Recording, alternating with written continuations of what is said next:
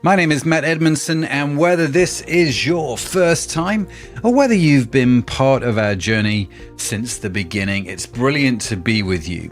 We are a community of people figuring out what it means to follow Jesus in real life. Not the polished, perfect version, but the messy, genuine, brilliant reality of this whole thing called Christianity. So let me give you a little roadmap of what's going to be happening over the next hour.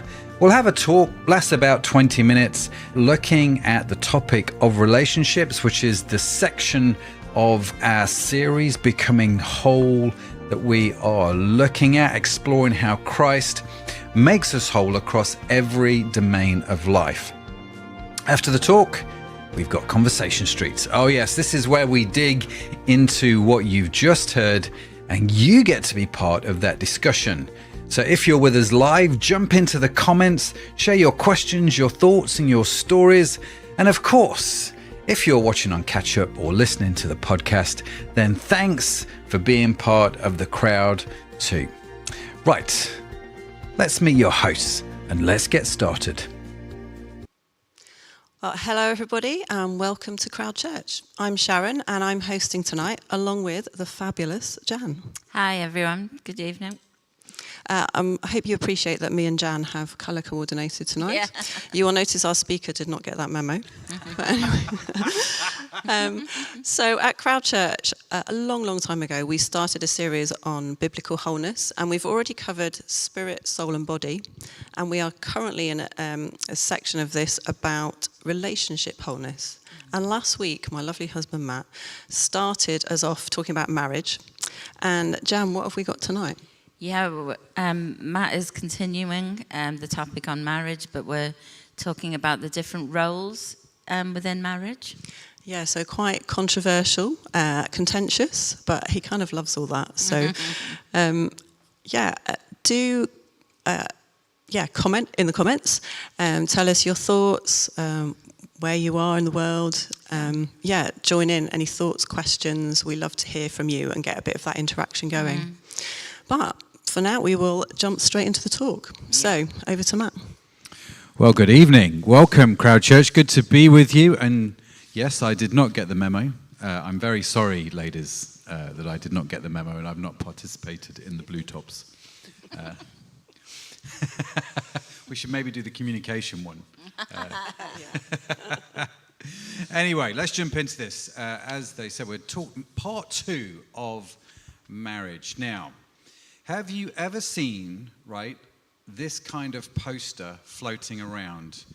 It's the 1950s housewife in the fluffy dress and the apron, standing next to her Hoover with that perfect smile, beaming like she's just discovered that the secret of eternal happiness is actually found in household appliances. We've all seen them, right? Now, what do you think, when you see something like this? I tend to see these kind of things these days on Instagram, and they come with all kinds of captions attached to them, from the trad wives to the patriarchy, everything. But one thing that it does make me think about, and that is whether, as Christians, we have connected stereotypes like this to biblical teaching about marriage. Have we taken that idea from the 1950s and decided that actually that's what Christian marriage is all about? Because if we label that stereotype as something like it's old-fashioned or even something that is wrong or, dare I say it, potentially harmful, and if that stereotype is something that we're ashamed of, then we subconsciously do the same thing to the biblical teaching we've connected to it, right?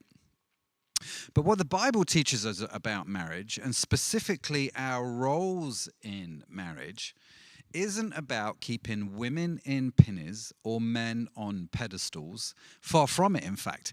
And as you would expect, this being church, I think actually that what the Bible talks about is actually the most liberating thing for your marriage, to understand biblical roles in marriage, which is what we're going to look at tonight here on Crowd. And if like Sharon said, if you're joining us live, say hi in the comments, write your questions. If you have any questions as we go through, we would love to answer them. It is obviously worth saying that wherever you find yourself relationally, I believe that God has got something for you tonight. So if you're married and things are going well, excellent. This might help you to understand why. Of course, if you're married and you're struggling, I think this could actually offer your marriage some hope, a hope for something better. If you're single, it gives you a vision, I think, of what you can look for and build towards in marriage. If you're divorced, then this is definitely not about condemnation on any kind of level, but understanding maybe where things went wrong and what healing could potentially look like. And of course, you might be in a relationship, or maybe you might be like my son who's just gone and got engaged. Congratulations, Joss. This is about discovering God's design before you make it official, right? Because here's the thing. An important truth to remember as we get into this. I think the Word of God can bring conviction, but I don't think it brings condemnation. So conviction shows us a better way forward. Condemnation just makes us feel a little bit pants, a bit rubbish about where we've been. And today is about moving forward. It's not about beating ourselves up for the past. So with that caveat over, let's jump into it and address the elephant in the room and ask ourselves the question, why do we struggle so much with this idea of biblical roles? Why do we find it such a hard question to answer, right? It's a really interesting question, isn't it? Why do we struggle with this? Why do we struggle with this as Christians? And why do we struggle with it as maybe people outside of the church? Now, when Sharon and I started family planning, which I think is a really great phrase to describe what is actually going on, family planning, when we decided that we would start a family, well, Sharon was going to stop working, okay, and stay at home with the kids full time. Now, there are a number of reasons we made that decision, primarily because, right, we felt God was leading us there, which gave us the faith to embark on that journey. Also, it was something Sharon actually wanted to do, even though none of her workmates were doing it. And it would actually be quite difficult for us to do, especially because Sharon was actually earning more money than me at the time. So we were giving up a key income. But we felt God was in it and that it would be an adventure and that we could believe God in that.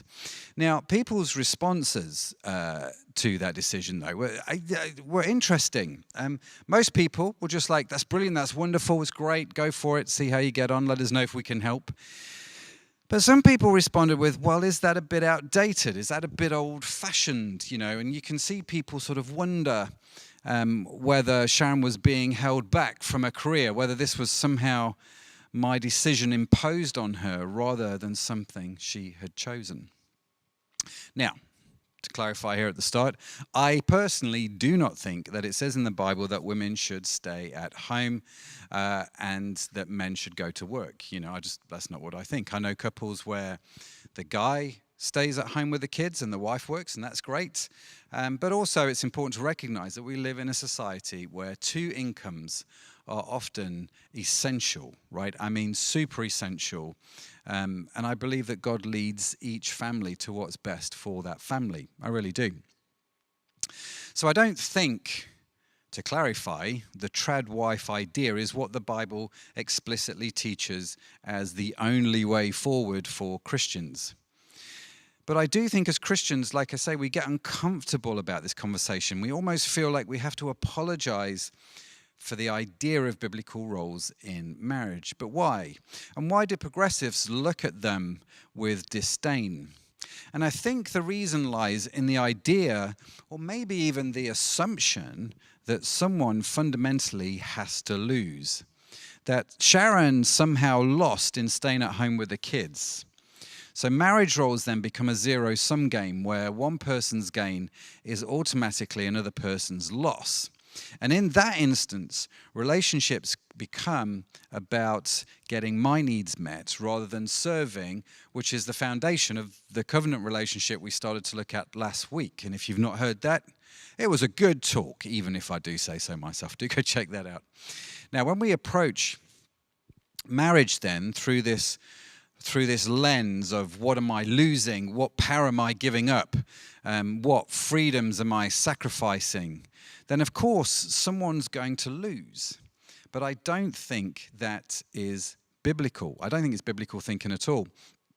And in the New Testament, the Apostle Paul, Saint Paul, the aged Paul, who wrote quite a few of the letters in the New Testament, he put it this way when writing to the church in Ephesus. He said, submitting to one another out of reverence for Christ, wives, submit to your own husbands as to the Lord, for the husband is the head of the wife, even as Christ is the head of the church, his body, and is himself its Savior. Okay, so let's tackle then some of these things head on. Yes, the Bible talks about headship, and yes, it talks about submission, but there are some really, really crucial things to note down before we go down the patriarchy at work thinking, which is not to say that men have abused these verses, because they absolutely have. And I think shame on you if you've taken the Bible out of context. But we do need to address them and we do need to talk about them. So let's jump into what they actually mean. Now, at the start of that verse, the first sentence that we read out, notice what it says. Submit to one another out of reverence for Christ. Okay? So these verses, these instructions from Paul were written in this place of what we would call mutual submission. This idea of submitting one to another. Mutual submission. Men submit to your wife, and wives submit to your husband. Mutual submission, submit one to another. So what does submit mean? As well as just being a button on an HTML form on a website, send my form off. What it doesn't mean is passively giving up all of your rights and becoming a doormat, right? That's not what it means. But what it does mean is to willingly yield, to give way, as we would say in England, and to serve one another out of reverence for Christ. So in other words, it is the exact opposite of asking the question, what am I getting out of this, right? Because submission is actively seeking the good of the other person, the good of your spouse, putting their needs ahead of your own, and relating with humility, with respect, and with service, not demanding of your own rights, but being willing to put them aside for the sake of your spouse, because your ultimate motivation is obviously honoring Christ. That's the goal in your marriage. So, in this area of mutual submission, Paul now specifically talks to wives, and he says, wives, submit to your own husbands as to the Lord. So what's he talking about here? Well, first and foremost, he starts off with your own husband, not somebody else's, right? And not men. There's a big difference. Submit to your husband is not submit to men. This verse is in the context of marriage and not life generally. But it's also in the context of mutual submission. And both are really, really important points as we read on. It says, for the husband is the head of the wife. So we're getting in deep now, aren't we? So, husbands, I really want you to pay attention here, because I don't think Paul's point is about power. It's not about hierarchy or some kind of unilateral authority. I don't think it's that in the slightest. You cannot talk about headship without referencing the entire verse, okay? So the entire verse reads, for the husband is the head of the wife, even as Christ is the head of the church, okay? So headship, men, is about you modeling Christ in your marriage. Biblical headship is then, how can I put this? It's not about wearing a crown of gold. It's about wearing a crown of thorns. Christ's headship over the church was not about dominance. It was not about control, but it wasn't about getting his own way, was it? But it was about grace, and it was about sacrifice. And Jesus literally sacrificed everything, his life, for the sake of the church and for the church's flourishing and for the church's well-being. And that is what headship is all about. And just to really press this point home, Paul goes on to clarify for his men, because we often need clarification over these points. Husbands, love your wife as Christ loved the church and gave himself for her. So that's not dominance, right? That's like a dying to self. That's not about getting your needs met. That's about ensuring somebody else's needs, your wife's needs, are met, even if that's at a cost to yourself. So headship is not about controlling your wife. It never has been. It's not about you telling her what she can and can't do, or what she can and can't wear, or who she can and can't see. And if you do that, stop it. It's not good. Biblical headship is about modeling serving first and foremost. Because in the kingdom of God, right, Jesus told us leadership is based on serving. You want to be a leader? You have to be servant to all. That is the word of God, right? So men, you have to give yourself up for your wife. And that is a very, very high calling. And so when you look at this through that lens, right, when you understand this through that lens, you get to understand that when Paul wrote this, how radically countercultural in a sort of Greco-Roman world where men dominated and women were treated like second-class citizens, how radical this was, how countercultural it was to bring women into this environment of mutual submission and for men to lay their lives down for her. And I still think it is very, very radically countercultural today. And I do wonder then, if we've been afraid to use biblical terms like headship and submission because then of some cultural narrative which is at play. So we live in a time when any talk of authority or any talk of hierarchy, well, it's just suspect, isn't it? Where submission is seen as weakness maybe, or oppression. We don't like it. We don't want to talk about it. But the problem isn't the words themselves, is it? It's more the cultural baggage that we've attached to them. Just food for thought. I think we've allowed secular culture to define these terms and these ideas for us instead of letting God define them through Scripture. So, biblical submission isn't about becoming a doormat. It is not about losing your voice. It is about both spouses, the husband and the wife, asking the most fundamental question, how can I put you first? It's about voluntary and mutual service that flows from love and respect and not from fear or coercion. Which, to me, sounds amazing. Like that's how marriage should actually be if we could get that working, which is not always easy to do when you're dealing with selfish people like me. But you look at Sarah, right? She submits to Abraham. So in the Old Testament, the patriarch Abraham, married to Sarah, she submits, but she's also trusted to run entire aspects of their household and their life. She has influence, she has a voice, she has responsibilities and authority in her own right. If you look at the woman in Proverbs 31, which is a chapter in the Old Testament that we often referred to as, what do they call the wife of good character, the wife of noble character, depending on the translation. She's hardly sitting quietly in the corner waiting for instructions from a fella, let me tell you.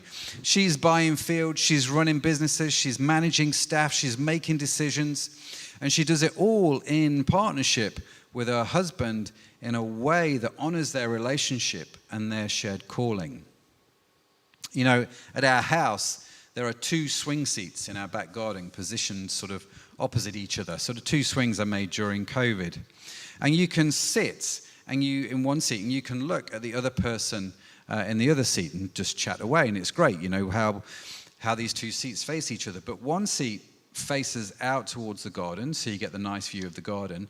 The other seat faces the house, and so you get this rather average view of bricks. It's not as quite as enticing, really. And Sharon and I will often sit in these swings, right? We like to catch up, pray together. It's our little spot. And lately, it seems that whoever gets outside first has deliberately decided to sit in the seat facing the house so the other person gets the nicer view. And it's a small thing where we're both trying to ensure the other person gets the better deal. And I think this is just a real sweet example of what this is all about. It's not about hierarchy or who's in charge. It's not about tallies or it's my turn because you sat in that seat last time. It's about both of us competing to put the other person first. Both of us looking for ways to serve. Both of us seeking the other's comfort and happiness. And so we know from the data that when we do this, right, when both spouses focus on serving rather than getting, well, guess what? It's not rocket science, but the satisfaction, our marital satisfaction increases, and it increases dramatically. God's plan works, right? I mean, what a surprise. Couples who serve together, whether that's volunteering, helping others, or simply just prioritizing each other's needs, have significantly higher relationship quality. Submit one to another. Husbands, love your wife as Christ loves the church, and take that mandate seriously.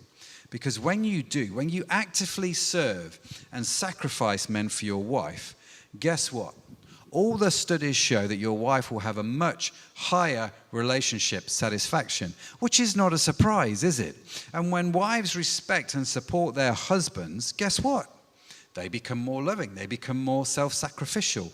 And it creates this sort of beautiful upward spiral where service generates service, and love creates love, and respect builds respect. Which is why in marriage, I don't have to focus on what I'm not getting or what I am getting. Because when I give, what I get increases, that upward circle. It just keeps going. You sow, you reap. But yeah, I mean, let's be real. I have needs in our marriage. Of course I do. But guess what? God's model works for getting those needs met. It's all about what you give, right? And it's not about fighting for them, but it's about sowing and then reaping. Now, I do appreciate, with all that said, all very high level, there is often, in my experience, a mismatch between how we communicate love or how we give love and how our spouse wants to receive it, right? You just read the book of Song of Solomon. You'll see what that's all about. You can also read a book called The 5 Languages of Love. And if you haven't read either the book of Song of Solomon or The 5 Languages of Love, I would recommend that you do read both. Now, the author of The 5 Languages of Love, Gary Chapman, argues that most people naturally give love the way they prefer to receive it, okay? But if you're in a relationship where you have a different love language to your spouse, that can lead to misunderstanding. And so the solution is to discover and intentionally practice the love language most meaningful to your spouse. So a classic example would involve a husband, for example, who expresses love by doing acts of service, like DIY. But if his wife's primary language of love is words of affirmation, we've got a bit of a mismatch. He's doing acts of service, but she receives love through words of affirmation. So if he only focuses on acts of service, there's a good chance a wife may still feel unloved because what she wants is that verbal expression of love. And of course, he may feel unappreciated if his actions go unnoticed, right? And so according to Gary Chapman, if she starts affirming him verbally and he continues acts of service, but adds into that sort of expressions and appreciations with words, both will feel more loved and both will feel more connected. But understanding your spouse takes effort, right? It's not automatic. They didn't teach me this at school. They should have done maybe, but they didn't, right? It takes effort. It takes intentionality. It takes humility. It takes submission because you have to learn a different way to communicate love better to your spouse, right? And it starts with both spouses embracing their God-given roles, not as some kind of restriction or limitation, but I think as the path to the sort of brilliant God-designed marriage that he wants.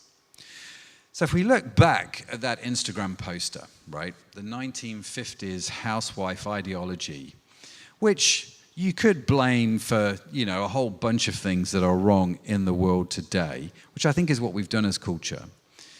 But if we understand that we've confused stereotypes with biblical truth, and in rejecting the stereotype, we should ask, have we thrown out God's good design for marriage? So biblical marriage isn't about returning, and let me be super clear. Biblical marriage is not about returning to some imagined golden age of the 1950s, right? But it is about discovering God's original design for marriage, right? You think about Adam and Eve. Man, those two, right? They were married before the fall. That is like crazy old-fashioned. I mean, it's super old-fashioned. Two people in perfect complementary partnership, each seeking the other's well-being and both reflecting the incredible love story between Christ and his church. That's what marriage is all about. So the question, I don't think, is whether biblical roles are outdated, or whether they need to be modernized in some way, or whether they need to be apologized for. I think the question is more, are we ready to discover the freedom that I think comes when she leads in her calling and he follows God's design for servant leadership? Because when that happens, when both spouses embrace their roles as opportunities to serve rather than restrictions to enjoy, like chains to break free from, nobody loses and everybody wins. And your marriage becomes a living picture of the gospel itself. So that's it. Back to you, ladies. Wow. Oh, thanks for that, babe. We've been married 27 years, but it's still fabulous just to hear biblical truth, and it just makes me kind of go, oh. Wonder what reactions you've had listening. At which point I will take a moment just to say hi to everyone in the comments. So we've got Aid and Heather, MK, Jodie, welcome. We've also got me, hello me, and Matt. Yeah. So as usual, so many points we could pick up on. Yeah. I think I just want to start really. I've got a question. So when Matt's explaining to do with headship and submission here, it gives a very different picture to what the abused version of it. Yeah. But from those verses, it looks so clear that it's not about dominance. So I'm just wondering, how did we get to the point where people, like husbands especially, just wanted to dominate their wives? Any ideas on that, you two? I think one of the things that came out to me was Matt said it takes humility and it takes patience. It's something that you have to make a real effort to understand one another. And so I think in the busyness of the world now, in our society, in our culture, I think people have less and less time, or that's an excuse in one sense, but I think people would say, I haven't got time to, we're like ships that pass in the night or whatever. So I think it's what Matt said about intentionality, about trying to understand each other. I think it's an effort. It doesn't just happen overnight. Yeah. Matt, being a man, why would you say that in the past men have had, or some men, not all men, have had a tendency to try and dominate their wives? This is a very deep question, isn't it?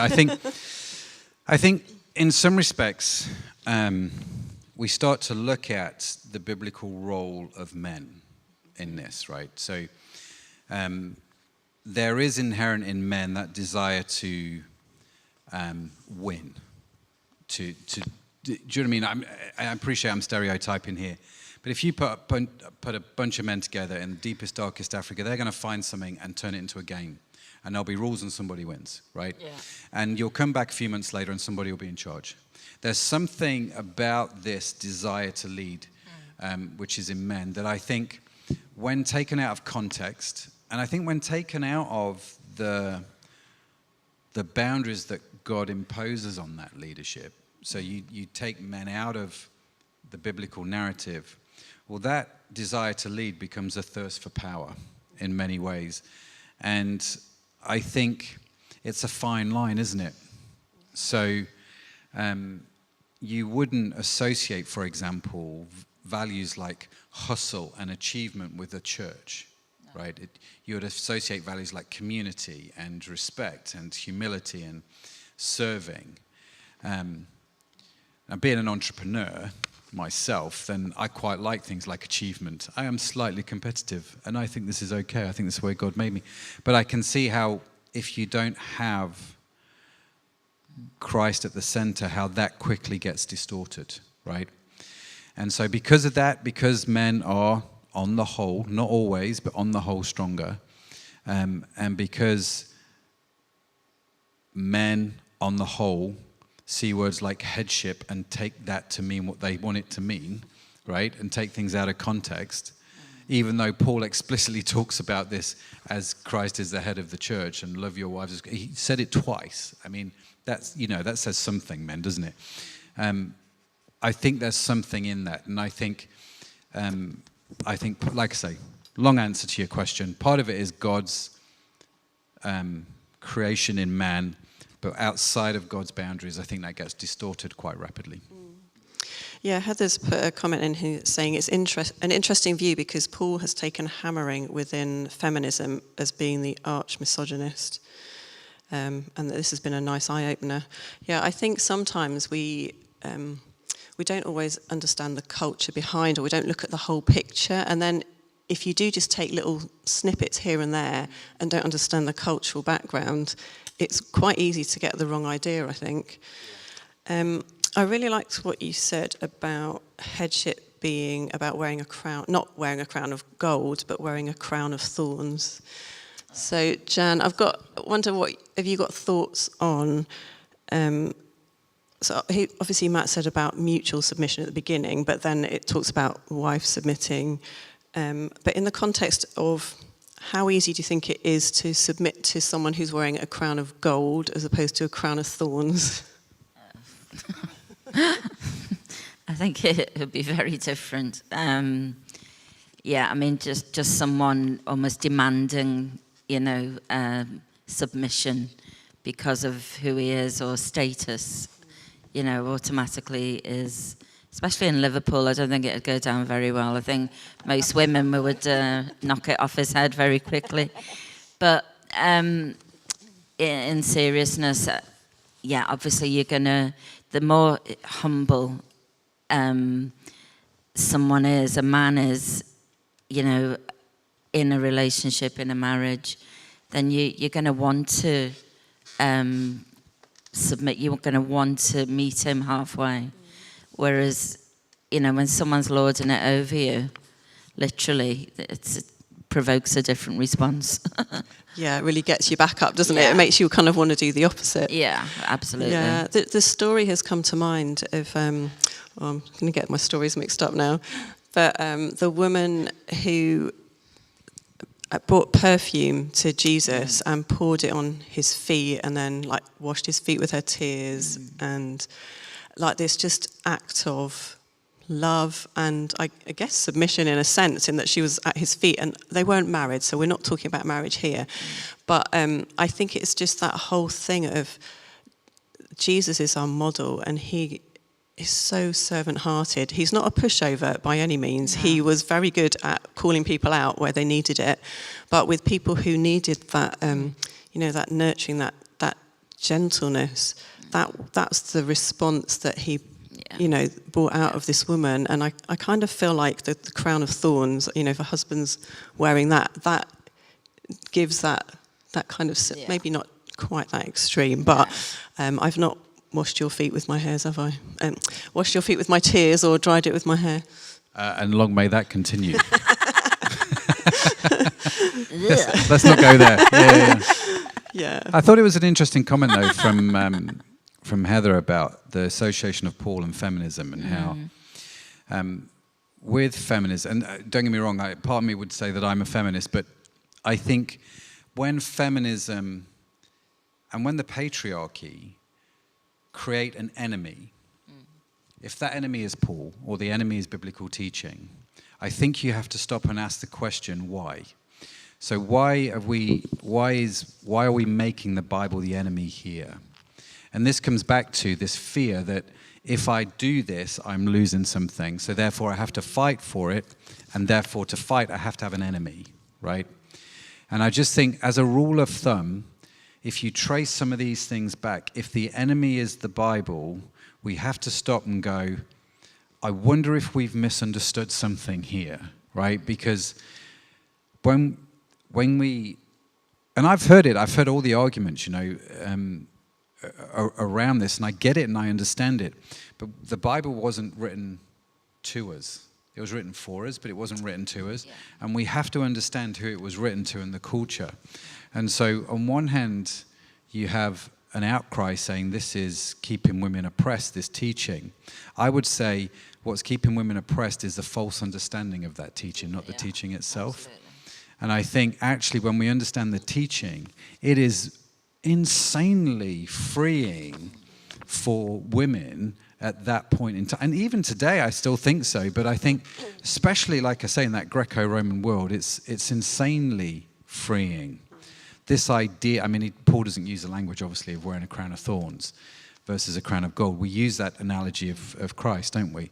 That he didn't come and rule with a rod and he came to serve and he took on the crown of thorns. And I think actually that's what Paul's getting to, which there's no argument then again. Well, I mean, you could argue, maybe you don't want to go like that. I don't know, but I can't understand why not.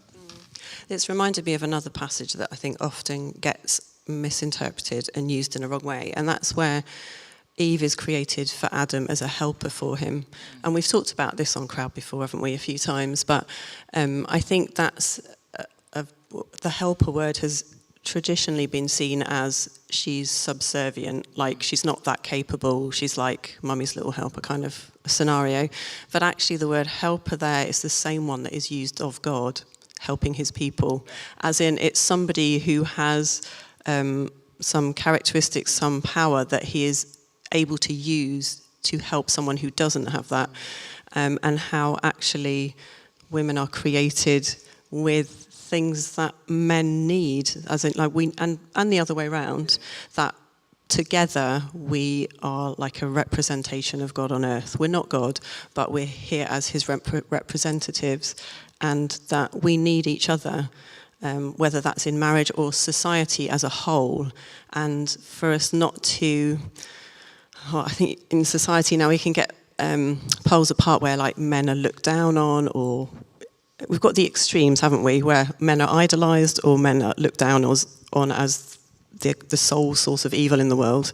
And the Bible has neither of those. It's like actually we're created to work together, that we need each other. It's the same in society, it's the same within marriage, and that's more beautiful, I think. Yeah, I agree 100%. I've been talking to a couple of people over the last week who've are single parents, and it's very, very difficult. Or a single parent could be male on his own, or it could be a female, and it's very difficult being all things to your children without your partner being there, and physically it's harder, emotionally it's harder.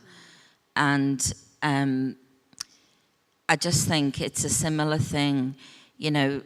Society is used to single parents, and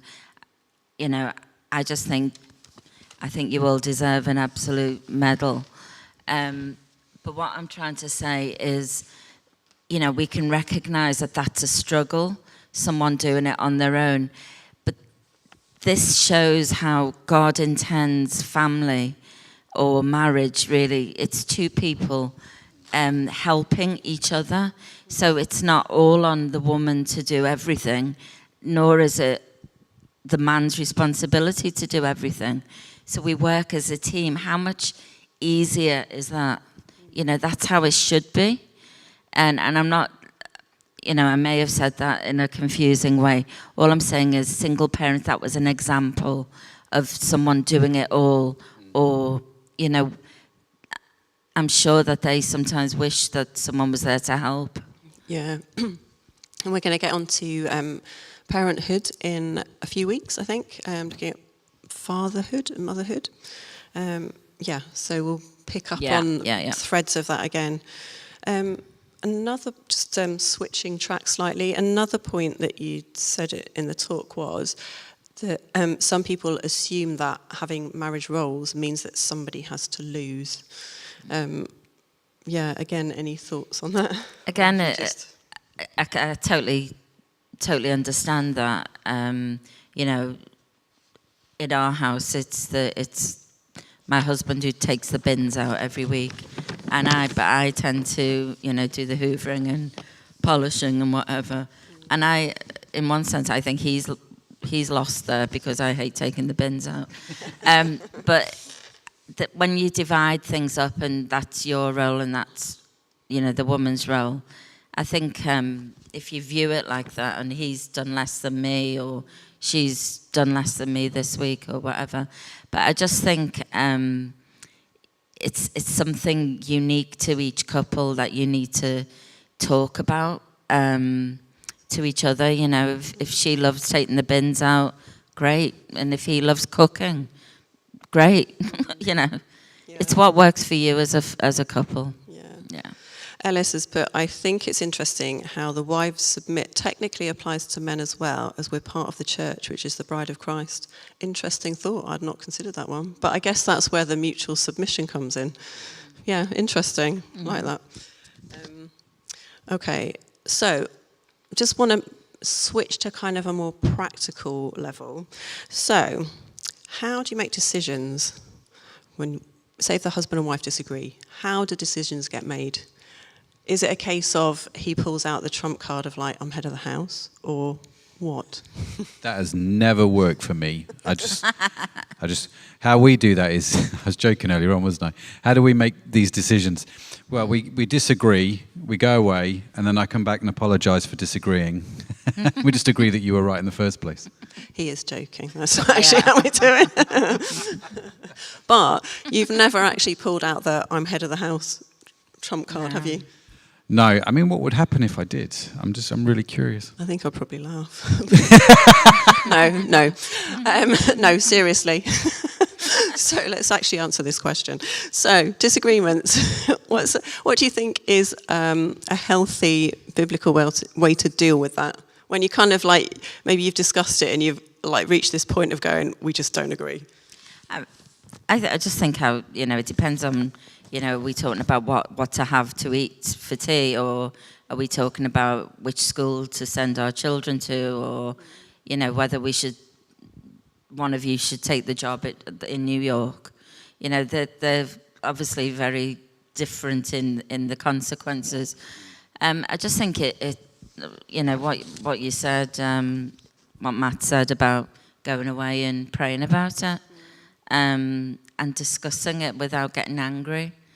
And maybe, I think, if it's something big, like, you know, one of you thinks God's calling you to Australia and the other one doesn't, then I would consult with really good friends that you trust, or your pastor, or someone who knows you both really well. Yeah.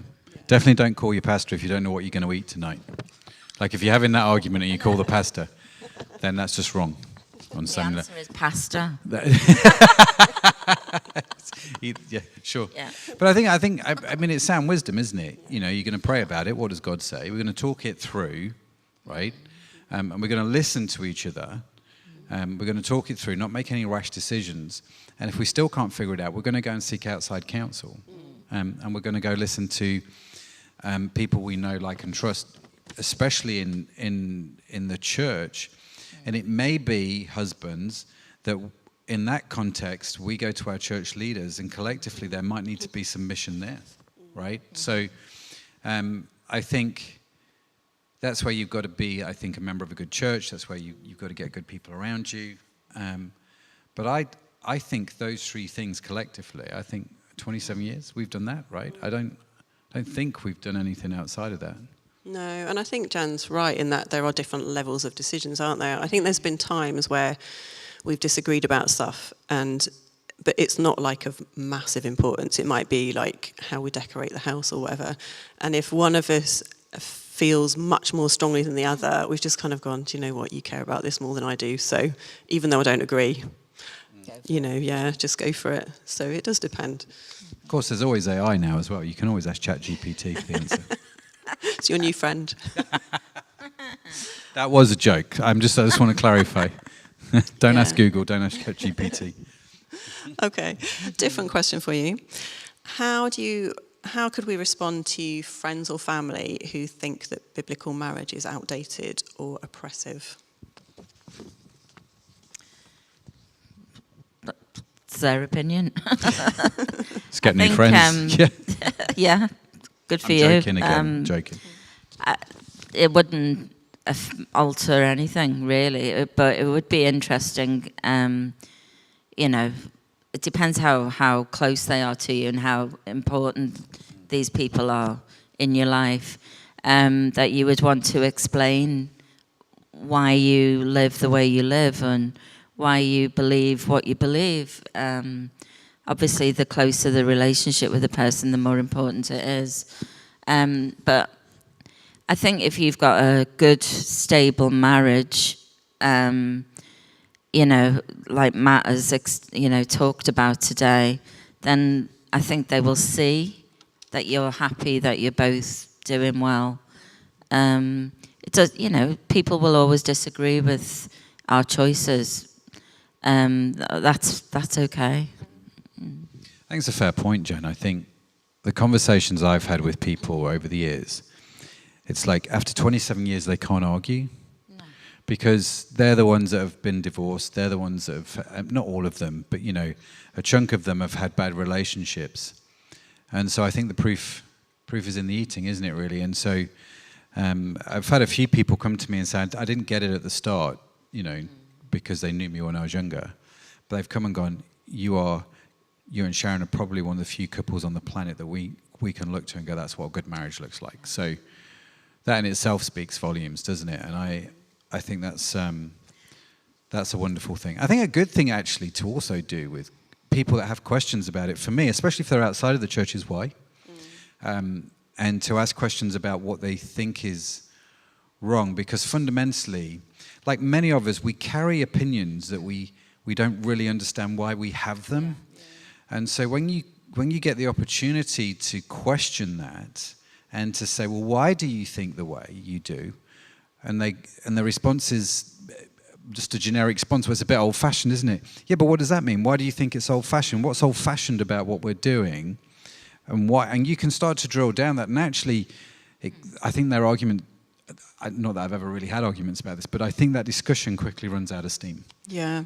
There's a book that I really love, which is called Tactics. It's by Greg Kokel, and I think he's got a 10th anniversary edition, which is the updated version. And it's written for Christians, actually, to help them share their faith in terms of having the tactics to be able to have difficult conversations without being horrible or without getting people's backs up. But it's actually, I think, really useful for teaching us to have those difficult conversations about anything with anyone, not just about faith, but whether it's politics or whatever. And it teaches about asking those different questions to actually, really help clarify what somebody means by what they say and help them to clarify their thinking, and also, just to have those questions to move on. So, yeah, definite recommendation on that one. I thought of another question then. Oh, yeah. So what about if a couple have been married for a long time and doing things differently, maybe not the biblical way? Is it too late to change? Yeah. No, of course it isn't. It's never too late to change. which is great news. You know, there are many reasons why some people didn't get a really good pre-marriage advice, or, you know, lots and lots of reasons. But you found yourself, you know, 20 years on, in a bit of a sticky patch, and it feels, you know, what does God really say? We've never really asked the question in this area. So no, it's never too late to, you know, to ask God and look at it afresh. Yeah, I've just seen way too many marriages get restored. And you can look at marriages that are a few years old and God gets involved and does something amazing. You can look at marriages that have been on the rocks for 20 years, you know, 30, 40 years, and God gets involved and restores that marriage and does incredible stuff. So no one's ever too old, and it's never too late for God and the gospel. Backtracking to a previous point that we made, Heather's written, in my marriage, the big things have always been discussed and worked through. It's the small things we falter on. We've almost come to divorce over selecting paint colour. You know what? I remember a few years ago, there was a couple that I was talking to. They were having issues in their marriage because he squeezed the toothpaste tube in the middle of the tube. Do you remember? So rather than she wanted it squeezed from the end, and he squeezed it in the middle, and he just could not change. And they came to blows so much over this. It was the most extraordinary thing. And there's a phrase in marriage, when I say marriage, there's a phrase that we use a lot. The issue is never the issue, but it is a good place to start, right? So I find in situations like that the issue is not actually about the toothpaste. I mean, it might be. That really might be the root of it. But usually there's something else driving it. So talking about the toothpaste is a good place to start, but usually the issue is not the issue, and there's usually something one or two runs down that needs to be sort of weeded out. But yes, Heather, I don't know if we've come close to divorce over paint colour. No, I think those are the ones that we've more or less just let go and let the person who's got the biggest desire for it. But as you've said that, Heather, loads of things have come to mind in our house, where not necessarily to do with marriage, because there's 6 of us in our house, and there's a whole list of things that I'm like, why have they done it like that? Yeah, sorry, babe. It's usually me. It's usually my fault. I don't think it actually is solely you, actually. There's a... It's not so... You heard this on camera. It's not just me. That gives me a way out. That's awesome. What sort of things do you mean? Have you started, like, you know, when the bin gets full and somebody just waits for the bin fairy to empty it? Yeah. Or towels just left in a little bunch where they can't dry out properly, or the toilet roll not replaced when it's run out. Oh, we could go on. Let's move on. Yeah, this is not therapy. I just want... Could go on for a while. I think we've probably got time for another one. So we've been talking about marriage from a biblical point of view, but what about, say, if you've got a couple, one of them is a Christian, the other isn't. How does that work? Do they need to just give up on it, or can that still work? I have some experience in this, not personally, but my parents, initially, when my mum became a Christian, my dad wasn't. He believed in God, but he wouldn't have said he was a Christian. And this was something that she really struggled in, but the advice, the counsel that she received at the time from her pastor, or, you know, people that she trusted in the church, was to really respect her husband, and obviously not to deliberately go against, violate God's laws or anything, but as much as possible she needed to, you know, listen to her husband and be sort of a sympathetic to his needs, or submit to his requests. Yeah. There's a verse in the Bible, 1 Peter 3, where Peter, the Apostle Peter, who's one of the disciples of Jesus, he talks about this. He's talking to wives specifically, and and, being subject to your own husbands, so that even if some do not obey the word, they may be won without a word by the conduct of their wives, when they see your respectful and pure conduct. Now, it's an interesting translation, so let's not get on some word semantics, but it's an interesting idea that we were talking about it earlier, weren't we? There's a lady called Polly Wigglesworth, who I think is a great example of this. Polly Wigglesworth was married to Smith Wigglesworth, and if you don't know who Smith Wigglesworth is, I strongly recommend you read some of the books about him, because this guy had one of the most extraordinary ministries, healing ministries, didn't he?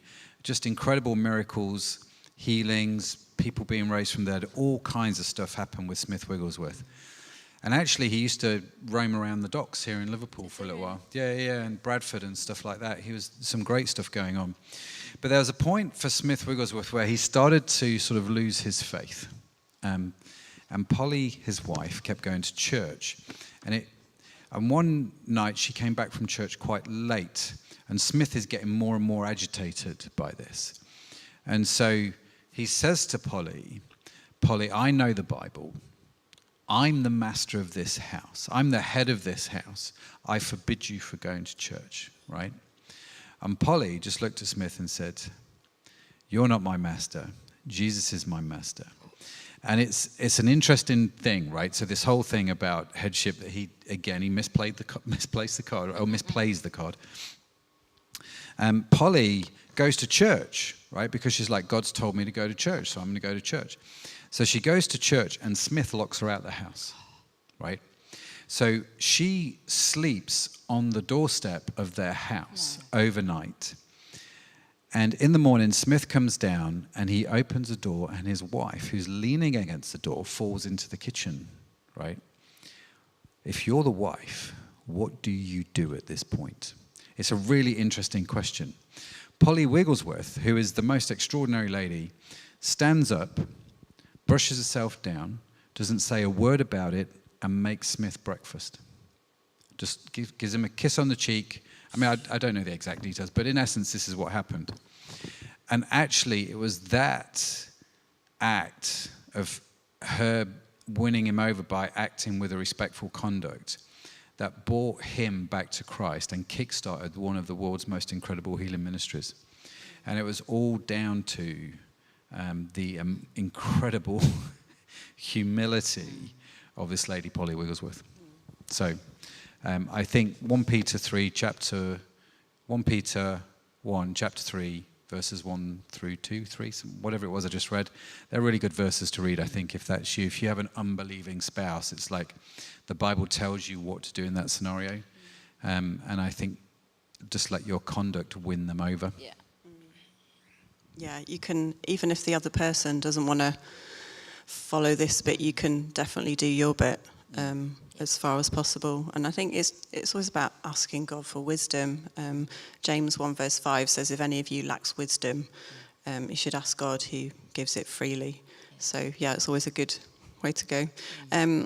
Heather's put, I think in relation to the paint selecting, just said this is important to me. Certainly not wanted to make light of that at all, Heather. Though the little things sometimes can be the massive bits that so apologies if it's come across otherwise. We knew people that it took them years to redo their kitchen because they couldn't agree on how to do the kitchen, and because they couldn't agree, it was decided, well, we'll just live with what we've got until we can get an agreement. It took a long time, and you're like, I get it, those things are important from both sides, and you've definitely got to work through them. Just noticing the time. So any last comments before we go? I think you did a really good job, Matt. And and don't want people to feel, oh, my marriage isn't the way Matt described, and it'll never be like that. Well, no one has a perfect marriage, for sure.